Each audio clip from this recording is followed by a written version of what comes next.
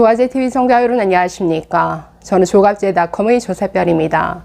2024년 11월 7일 오후 1시입니다. 오늘 오전 10시부터 2시간 넘게 진행된 대통령 기자회견 소식 좀 정리해 보도록 하겠습니다. 오늘 굉장히 많은 질문과 답변이 길게 이어졌는데 나중에 가서는 정말 지칠 정도였습니다. 자, 이유가 여기에 있죠. 첫 번째, 이번 기자회견은 기승전 김건희였습니다. 초반 1시간 내내 김건희 여사 그리고 명태균 씨와의 관계에 대해서 기자들이 질문을 집중했습니다. 전부 윤석열 대통령이 시시콜콜이 설명하고 해명하고 사과해야 될 부분이죠. 사실상 기자들이 여기에 질문을 집중함으로써 대통령에게 기회의 장을 열어준 셈이죠. 대통령이 이 해명의 기회를 저는 10분 활용한 이런 기자회견이었다라고 봅니다. 전부 사적인 영역에서 잘못된 처신으로 일어난 문제이기 때문에 굉장히 장황하게 설명했는데 나름 진정성은 있었다. 그러나 초반부터 끝까지 너무 대통령이 말을 많이 함으로써 나중에 되니까 이 사과의 본질이 뭐였는지 그 핵심을 오히려 흐리는 이런 결과를 초래하기도 했습니다. 자, 어찌되었든 오늘 김건희 여사 관련 문제에 있어서는 또 명태균 씨와의 어떤 관계에 포함해서 전부 저는 이걸 가지고 김건희 여사를 가지고 뭔가 윤석열 대통령 탄핵해야 된다 이런 문제로 비화될 정도의 어떤 문제를 밝혀낸 부분은 없었다라고 봅니다. 전부 잘못된 처신, 사적인 영역에서 일어난 문제였지 이걸 확대해서 뭐 공천 개입이라든가 또는 국정농단, 국정 개입으로 이 문제를 확대시키기에는 뭔가 어떤 더 이상의 어떤 문제점을 찾아낸 이런 내용은 없었다라고 봅니다. 자, 두 번째는 역시나 우리나라 기자들 수준에 또 한 번 실망하게 된 대목이었는데 8개월을 넘긴 의료대란과 관련한 질문 딱 한 번밖에 나오질 않았습니다. 그것도 매일경제신문 기자가 하나마나한 질문을 던짐으로써 이 윤석열 정부 자신들의 의료개혁을 홍보하는 이런 기회만 만들어준 이런 질문만 나왔습니다. 아니, 의료 이 대란이야말로 이 윤석열 정부의 가장 대표적인 정책 실패죠. 그리고 그 내용은 아주 위법적인 반헌법적 내용들로 가득 차 있습니다.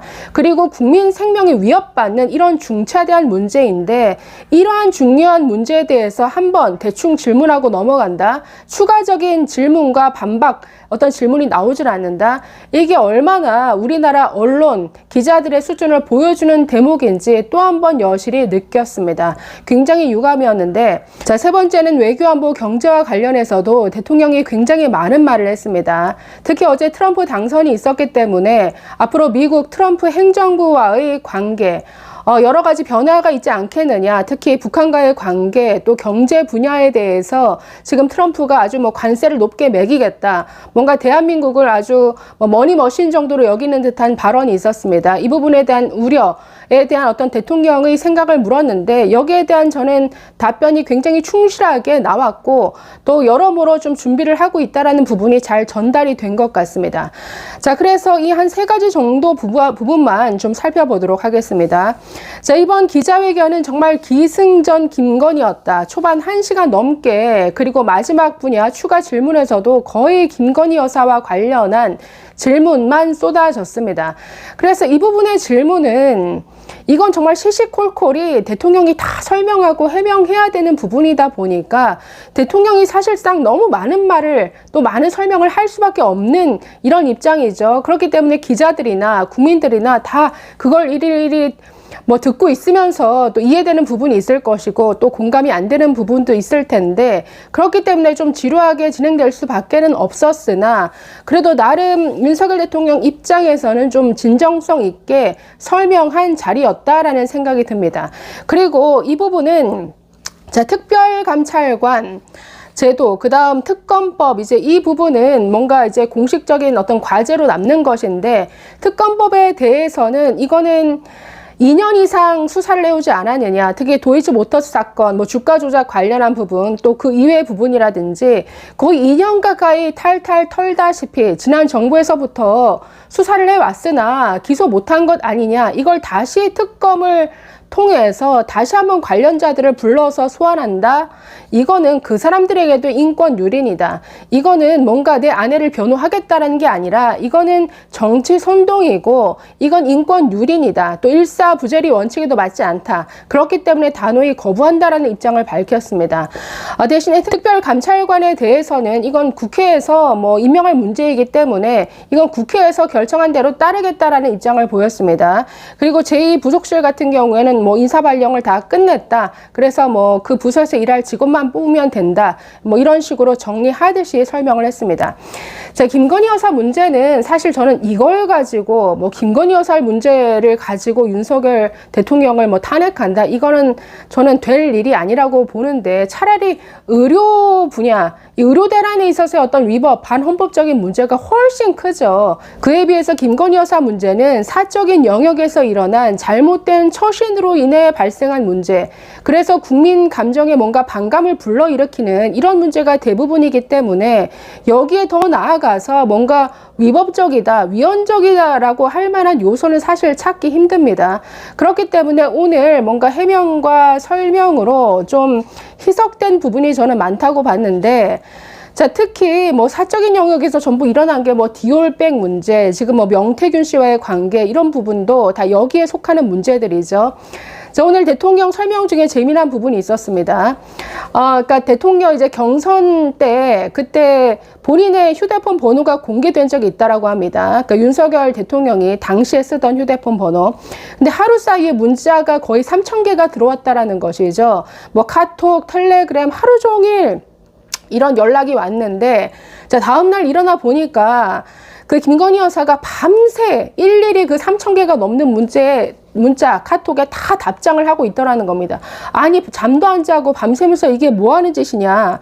그랬더니 김건희 여사가 아니, 이렇게 자발적으로 사람들이 연락을 해오고 지지한다라고 하는데 거기에 답을 안 하는 선거운동이 어디 있느냐. 그래서 날밤 새 가면서 그렇게 대응했다라는 것이죠. 그런 어떤 버릇이 이게 이제 대통령이 되어서도 이어진 것, 이게 문제다.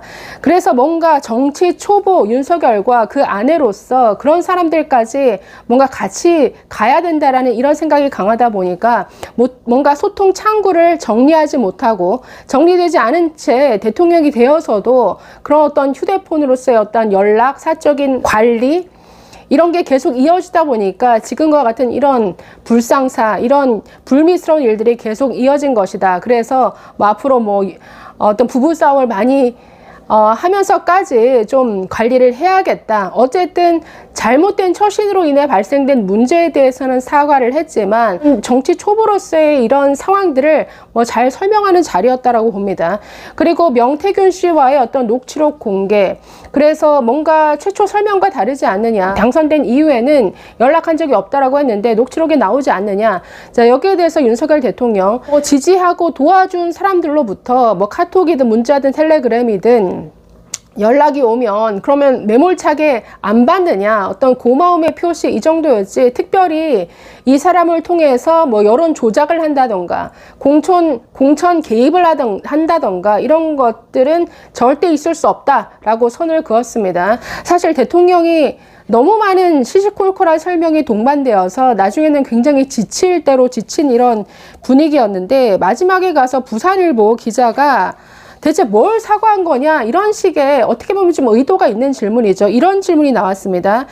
뭐 제 주변의 일로 걱정과 염려를 끼쳐드려서 죄송하다. 둘이 뭉실했고 내용이 너무 포괄적이다. 또 기자회견에서도 명태균 일에 대해서는 뭐 이런 일이 생긴 이유가 휴대폰을 바꾸지 못해, 또 사람관계를 모질게 하지 못해서 마치 사과하지 않아도 될 일인데 마지못해 사과한다는 거냐.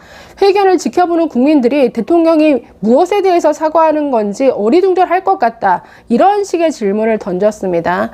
저는 근데 사실 이 부분은 기자들 잘못이죠. 기자들이 어떤 김건희 여사의 어떤 위법성까지 들추어내려면 더 구체적으로 질문을 했었어야죠.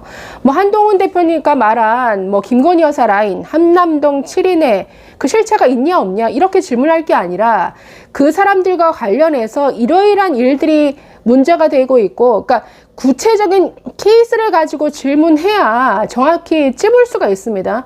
그런데 질문 자체를 둥실뭉실하게 해놓고 그거에 대해서 장황하게 대통령이 설명한 거 가지고 말을 길게 함으로써 어떤 사과의 본질이 흐려진 점은 있지만 대체 뭘 사과하는 거냐, 구체적이지 않다라고 질문하는 건 저는 이거는 기자의 어떤 질문이 잘못되었다라고 봤습니다.